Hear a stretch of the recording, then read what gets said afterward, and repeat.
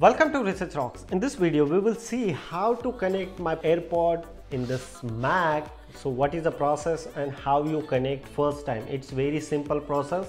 So let's start as a demonstration. Like this.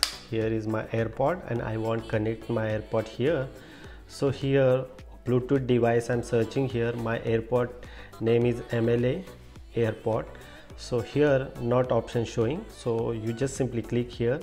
Otherwise if you have no Bluetooth option here, so you just simply open your setting and then look at here, the Bluetooth options are available. Inside the Bluetooth option here automatically searching going on here, like a DTV Bluetooth, Sony Bluetooth, or we can wait couple of seconds. Otherwise we can start like here backside AirPod.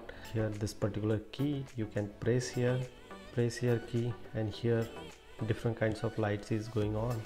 So we see here the AirPod is come here. So look at this, my AirPod is automatically come here. My AirPod name is Mono, so I connect here and now my AirPod is connected. Very simple process. Hope you like this video. Before leaving, please subscribe our YouTube channel Research Rocks. Till then, Jai Hind, Vande Mataram.